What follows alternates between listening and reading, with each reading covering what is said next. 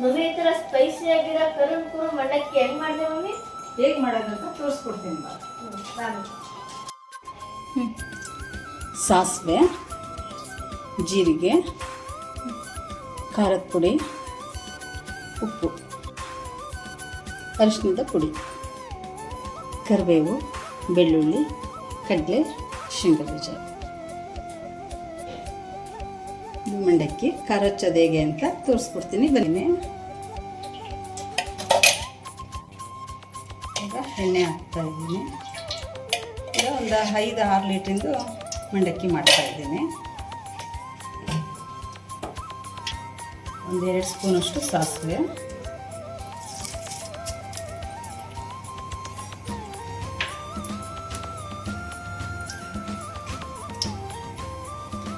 ಇದು ಸಿಡಿಲಿ ಸ್ವಲ್ಪ ಕಾದ ನಂತರ ಜೀರಿಗೆ ಹಾಕೋಣ.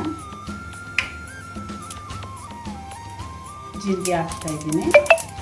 ಇದು ಅಷ್ಟೇ 2 ಸ್ಪೂನಷ್ಟು ಜೀರಿಗೆ.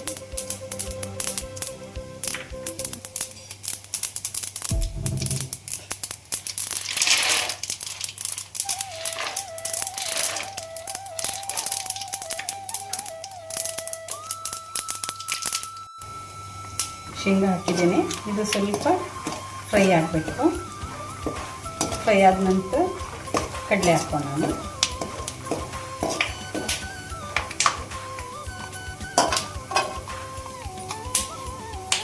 ಇವಾಗ ಕಡಲೆ ಹಾಕ್ಕೊಳ್ತಾ ಇದ್ದೀನಿ.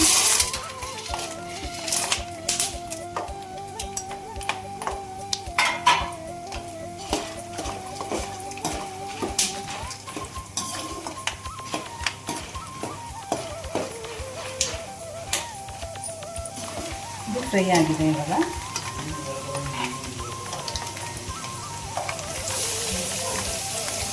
ಬೆಳ್ಳುಳ್ಳಿ ಹಾಕ್ತೀನಿ.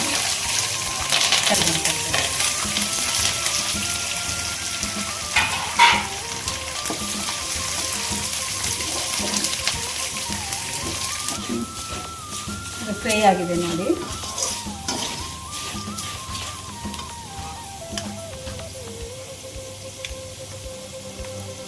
ಖಾರದ ಪುಡಿ ಎಷ್ಟು ಖಾರ ಬೇಕಾಗುತ್ತೋ ಅಷ್ಟಕ್ಕೆ ಹಾಕ್ಕೋಬೇಕು. ನಾನೊಂದು 5-6 ಲೀಟ್ರದ್ದು ಮಾಡ್ತಾಯಿದ್ದೀನಿ.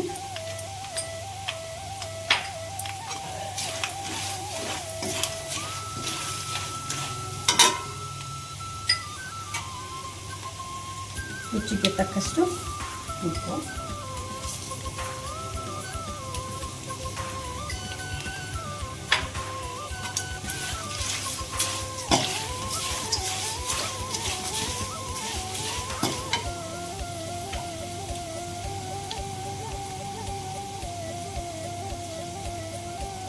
ಅರಿಶಿನ ಪುಡಿ ಹಾಕ್ತಾಯಿದ್ದೀನಿ.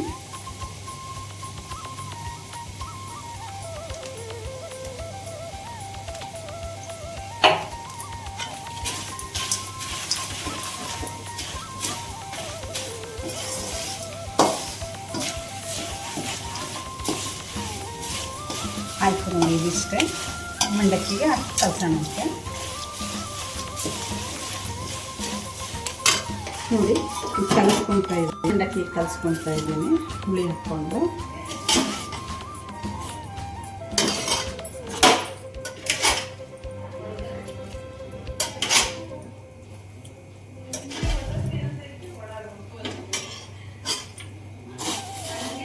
ಕೈ ಹಾಕ್ಕೋಬೇಕು.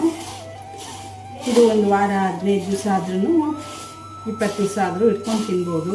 ಇಲ್ದರೆ ಹೊರಗಡೆ ಹೋದಾಗಲೂ ಚೆನ್ನಾಗಿರುತ್ತೆ. ತೊಗೊಂಡು ಹೋಗಿ ಹೀಗೆ ಟ್ರಾವೆಲ್ ಮಾಡಬೇಕಾದ್ರೆ ತಿನ್ನೋಕ್ಕೂ ಚೆನ್ನಾಗಿರುತ್ತೆ. ಜೊತೆಗೆ ಕೂತ್ಕೊಂಡು.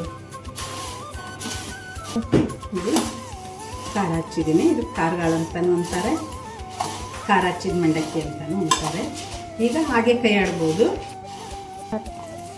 ಚಳಿ ಇರುವಾಗ ಲೋ ಫ್ಲೇಮಲ್ಲಿ ಸ್ವಲ್ಪ ರೋಸ್ಟ್ ಮಾಡ್ಕೋಬೇಕು. ರೋಸ್ಟ್ ಮಾಡಿಕೊಂಡ್ರೆ ಆವಾಗ ಗರಿ ಗರಿ ಇರುತ್ತೆ, ಮೆತ್ತಗಾಗಿರಲ್ಲ ಮಂಡಕ್ಕಿ.